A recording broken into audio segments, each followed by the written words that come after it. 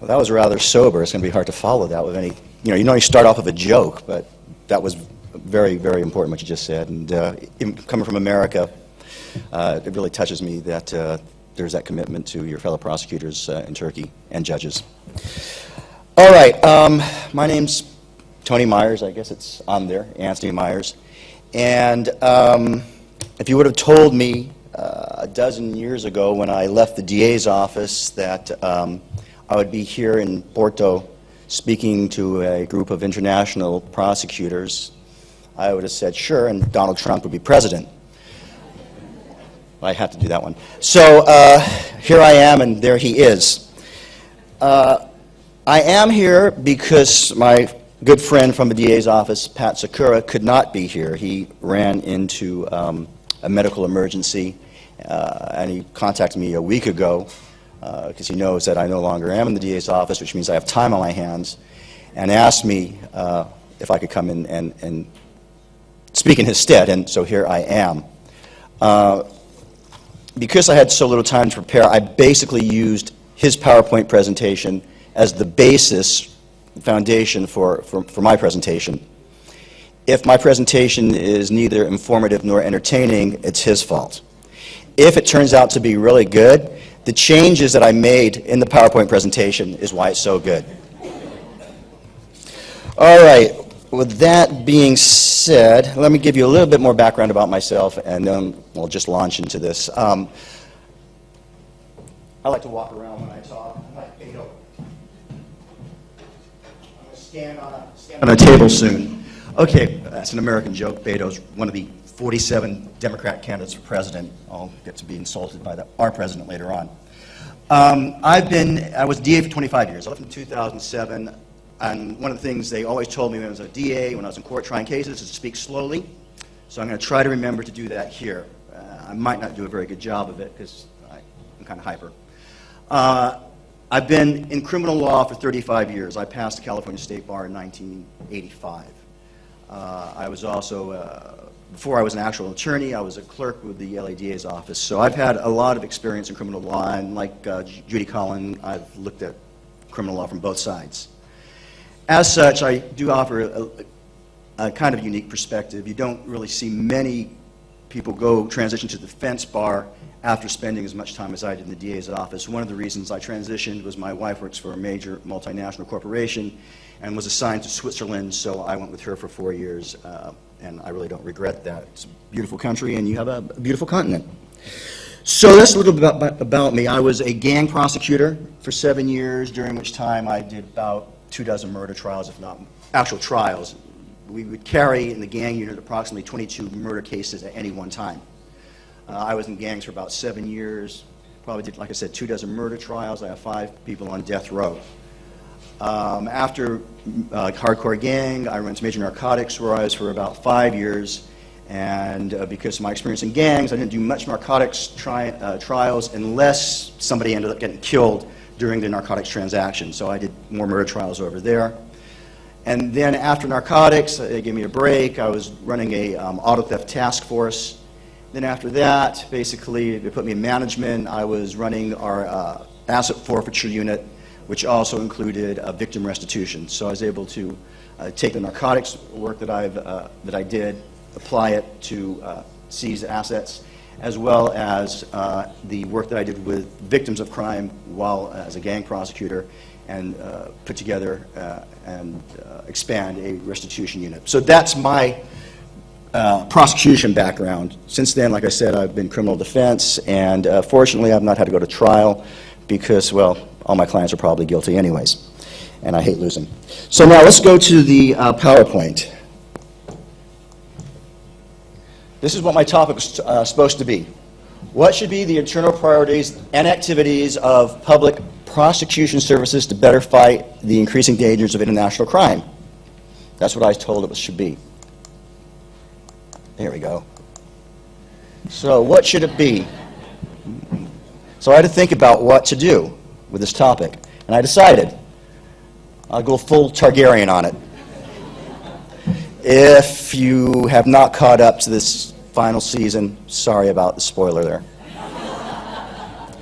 Okay, so what are the factors affecting developing strategies? Oh, I can look down here, that's right. Factors affecting developing strategies and internal priorities and activities to best combat international crime. So we've looked at these four main factors: the size of the jurisdiction, the type of crime in that jurisdiction, including its volume and basically from where that crime is coming, its locus, the ability to coordinate with domestic and foreign investigative agencies, and then international cooperation and extradition issues. So let's see what I put up here next. Okay. For those of you who are unfamiliar with the United States system of, well, I'll call it justice, we basically have a two-tier system. We have 50 states, if you include California, and we also have a U.S. Department of Justice. The U.S. Department of Justice is going to be the main organization to prosecute federal crimes. They have nationwide jurisdiction, and they're divided into different regions throughout the country. And that's generally how the Department of Justice breaks down. You got the Attorney General, beneath that, Deputy Attorney General, and then a bunch of different things, including the FBI and prosecuting agencies, and if you want to look at the slides so you can see them later on, they're available to you. Then at the local level, we're going to have a state prosecuting agency. You're probably going to have a county prosecuting agency, and there's a number of counties within each state. And then in addition to that, you're going to have city prosecutors. And within each county, there's a number of cities. Generally, the heavy lifting is done by the county prosecutors. They will be the ones responsible for prosecuting most felonies, murders, robberies, your violent crimes, your narcotics offenses. Your city prosecutors generally exclusively handle like misdemeanors and infractions, from driving under the influence to petty theft, to just being under the influence of narcotics, to low-level domestic violence, batteries, things like that. Now, this next slide is basically the organization of the Los Angeles District Attorney's Office. We have one district attorney who is elected in a countywide vote. Like I said, there are 50 states, so I cannot speak to the other 49, even though I now live in Ohio. I can only speak to my experience, which has been exclusively within California, and more importantly, to my experience in Los Angeles. But I also want to point out again, as it was done earlier, I am not speaking as a representative of the Los Angeles District Attorney's Office. I'm speaking as a private citizen. I want that to be absolutely clear. Anyways, the LADA's office is run by an elected official known as the district attorney, and in this case, she will supervise the administration of the entire bureaucracy there. And it has undergone a number of changes since I joined in '85 and left after 25 years. The administration has expanded, and there are now a number of additional specialized units and specialized administrators. And I'll get back to that later. All right, like I said, we have, now this, yeah, right. We have the United States, and we have Washington, D.C., which isn't a state. It's a state of mind. Then we have the other 50 states, including California, which, as you can see from the other slide over there, is right there. And all those little subsections are the counties within California. San Bernardino is the largest county, but not population-wise. The largest county population-wise is Los Angeles County. And there it is. 4,000 miles, and at last count, approximately 10 million residents. Okay? 10,000 square kilometers. That's right, you use kilometers over here because you're advanced. So the Los Angeles District Attorney's Office is the largest local prosecution agency in the United States. It has 1,000 attorneys. They're called deputy district attorneys because there's only one district attorney, and that's the elected official. They have prosecuted more than 71,000 felonies in Los Angeles County alone. 71,000 within that county. There's also misdemeanors, which I mentioned, and when city attorneys are not involved, then the Los Angeles District Attorney's Office will prosecute the misdemeanors too. And so we do about, or they do about 112,000 of those. So you're talking nearly 200,000 crimes a year by the LA District Attorney's Office being prosecuted. You can see there's 4,000 square miles. It runs from the Antelope Valley, which is basically a mountainous area, down to Malibu, which is basically somewhere that burned down a little while ago, but it's a beautiful community filled with stars. And if you're ever out there, just give me a call. I'll show you a few of them. All right, Los Angeles County comprises of 47 courthouses and almost 600 courtrooms. It's the largest single unified court system in the United States. A lot of judges. Now then, what you see here is the internet. Since this is an international lecture, I decided to look into estimates of who comprises the population of Los Angeles County. As you can see, we have over 100. We have about 170,000 people who were born in China. We have 263,000 people born in El Salvador, 175,000 from Guatemala, over 100,000 from Iran. 240,000 from Philippines, almost 100,000 from Vietnam, and as you can see from Mexico, which is a kind of a hot topic, we have 1.3 million in Los Angeles. When I was in Switzerland, in Switzerland, I used to say we have more people born in Mexico in LA than we have Swiss in Switzerland. And so a lot of times people would say, in debates, well, they do this in Switzerland, or they do that in Sweden, or they do that in a country. Why can't we do it in America? And I have to remind them that, you know, LA County is bigger than all but 18 European nations, and that's just a county.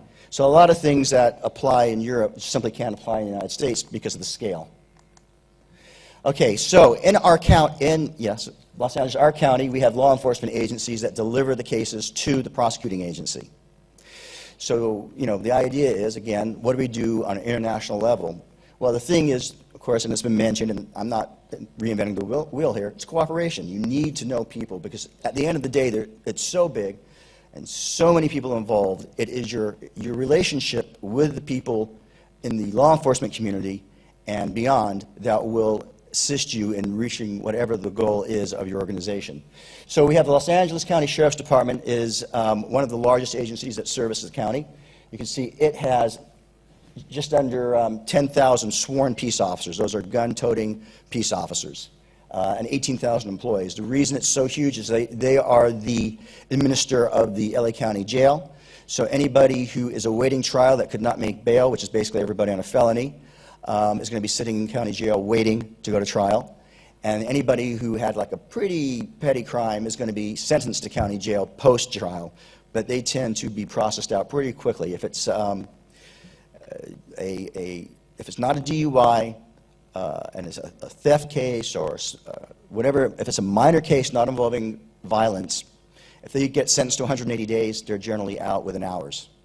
That's how busy the LA County Jail is, and that's why the LA County Sheriffs have 18,000 employees, 10,000 of which are gun-carrying peace officers. Now then, that's the county. We also have the LA Police Department, which is, it's not the largest sheriff's department in the world, but it is the largest police agency in Los Angeles.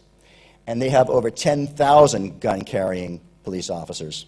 So together, that's almost 20,000 with those two agencies patrolling Los Angeles. Then additionally, we have the Long Beach Police Department, which is the 7th largest police department in the state of California. You got San Diego, San Francisco, Oakland. So there's another 800 personnel. Then we got the Probation Department. Then we have California Highway Patrol, Ponch and Chips, whoever they were. And then we have, who else do we have there? We have the FBI, who we work with, or the DA's office works with. If I say we, I mean the DA's office. I'm no longer part of it. The Drug Enforcement Agency, also known as the DEA. Oh, and then we have a few more law enforcement agencies in Los Angeles County that the DA's office works with. All those are city police departments, except for the Harbor Patrol. That's not a police department, that's a Harbor Patrol. And you can see all those are separate cities within Los Angeles. All of them have police agencies, and all of them will bring cases to the district attorney's office. And we have a few more agencies that we work with within Los Angeles County. These are state bureaus for the most part. All of them have peace officers and investigators which work with them, and they will also bring cases to the Los Angeles District Attorney's Office. We also have schools that have sworn peace officers. That means people on campuses who carry guns, other than, well, I'm not going to go there. Carry guns, and you can see that there's about 20 of those police agencies. Then finally, we have other federal law enforcement agencies that will also bring cases to the District Attorney's Office. So all told, we have over 100 different agencies in LA County alone with which the District Attorney's Office works. So coordination and knowing people and having some sort of bureaucratic structure and chain of command is critical in order to facilitate communications between all the agencies and making sure that the cases actually get processed in a meaningful and rapid way and fair way. All right, so I just threw this up here. Los Angeles has 10.1 million people. It puts it somewhere between, oh, look at that, we're about the same size as Portugal. What a coincidence. Portugal, Sweden, Azerbaijan, and Hungary. So we're in that area. You can see only bigger countries, really. Russia, Turkey, well, you can read. I don't have to go through it. But we are bigger than a number of countries, including Austria, Switzerland, Bulgaria, Serbia. In fact, we would be the 18th, Los Angeles County would be the 18th largest country in Europe if it were standing alone. So over the course of the last few decades, as I said earlier, the DA's office has expanded dramatically. Population and crime have grown. Obviously, they go hand in hand. And in response, what the DA's office did was created specialized units. Now, that's the overall structure of the DA's office, with DA Jackie Lacey on top, advised by her Chief Deputy, Joseph Esposito. I have these blended glasses, so it's hard for me to read that. That's why I keep turning back. It's not like I don't like looking at you folks. It's just these glasses. Okay, now let's break it down. Because it's so large, we have the DA's office has two sections, generally. It has an area of line deputies. These are the non-specialists. They handle all the cases that come through the office. Because there are so many courthouses throughout the county, it's broken down into basically two different types of line deputies. There is a central line deputies who work downtown at the main courthouse, and then there are the bureau, branch and area line deputies who work throughout the county. And as you can see, the big red letters, Airport, Antelope Valley, Pasadena, and so on, those represent the major courthouses in the county for handling felonies. Beneath those, in the black lettering, Alhambra, Glendale, Burbank, Santa Clarita, those are smaller courthouses where they'll handle the initial arraignments, they'll handle preliminary hearings, where on a felony a judge will make a determination whether or not there's sufficient evidence that a crime's been committed and the accused committed the crime. They'll handle the misdemeanors, if I haven't said that already.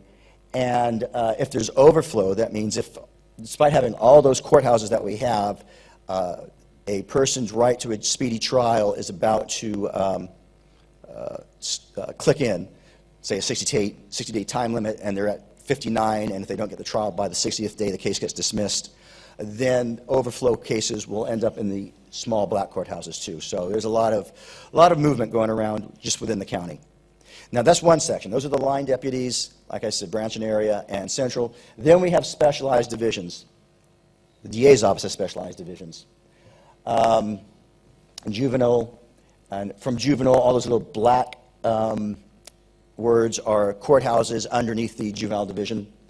They have target crimes. The black lettering tells you what kind of target crimes. And if you go down here, hold on, back, there. If we go down here, we have extradition. So that's also a special unit. Now somewhere, I worked trap. That's when I was doing the, I was deputy in charge there when I was doing auto theft. And I worked major narcotics. Lance Wong, his father used to be a patient of my father-in-law, who's a cardiologist, who also knows somebody who's treating Pat, and Pat couldn't be here because of a heart condition. So it's like small world. Who else? So major crimes that don't work there. Somewhere over here is a gang unit, and the gang unit has a number of areas within it. There's family violence, and so there you go. We have sex, the DA's office, sex crime unit. Where is major crime? Where is it? Okay, so that's how it breaks down in the DA's office. So again, specialization. What does that mean necessarily? Well, you can see the different divisions. Again, gang, elder abuse, major narcotics, cybercrime is relatively new because, well, the internet's relatively new. When I first started, I wrote everything out by hand, and now everything is obviously done electronically. So what do we do in a specialized unit? What do?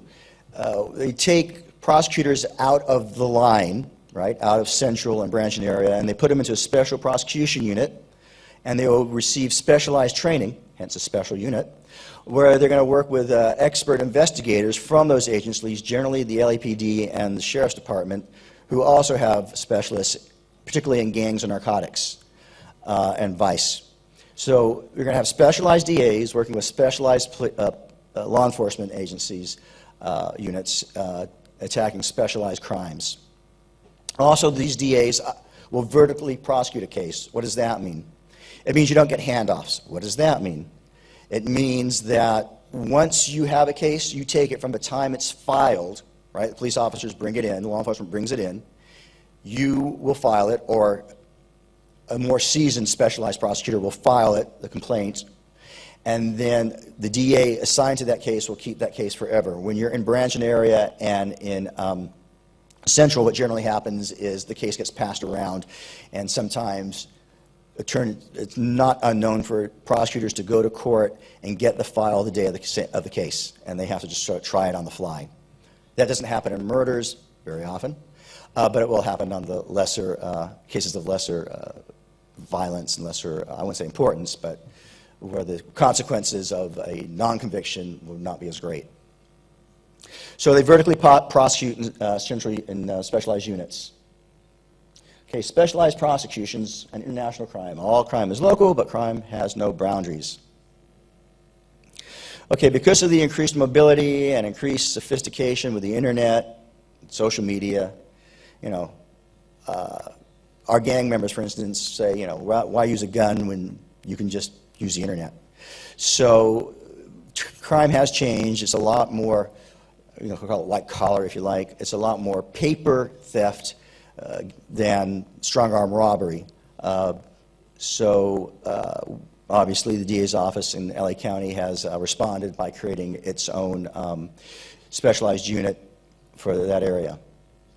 So what I did after Pat told me I was speaking last week and the topic, he said it was for IAP. I thought that meant the Irish American Prostitution Association, but I was wrong.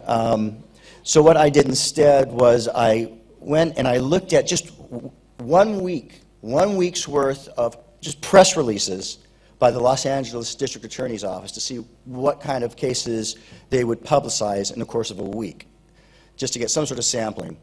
So why is this one up?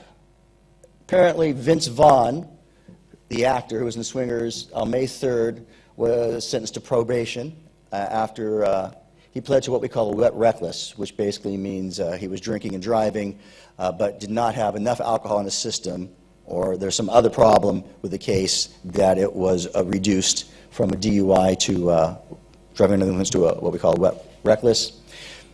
Less fine, and I don't know, it might be tough for Vince Vaughn to afford a $300 fine. And there are some other consequences, but for the most part it's priorable. So that's one of the crimes. What else happened on May 3rd? Okay, international tie-in. 15 chiropractors were charged with 18 felonies, but basically it was a scam involving car accidents and running up the bill. That sort of case would generally not be an LAPD or a sheriff's case.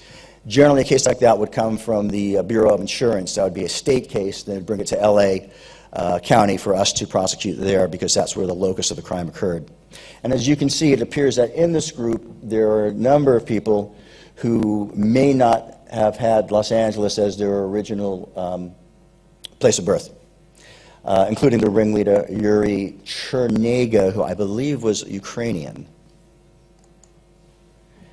May 6th, I think this was a local, homegrown murderer. He killed 3 men as they sat in their car. I think that might have been road rage or a robbery.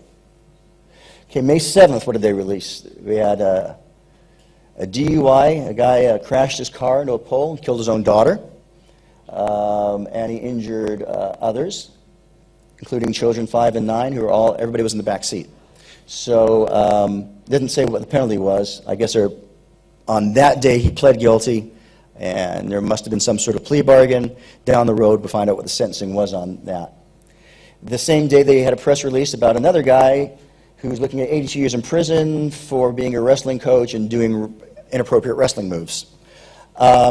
He was charged with, and he was convicted of procuring children for lewd acts over the course of a number of years. As you can see, 16 years dating back to 1991, as it was brought up, I think, by Mr. Hughes earlier. They can reach back now and prosecute cases that under former times would have been considered outside the statute of limitations. So that's a good thing that his victims were able to get justice in that case.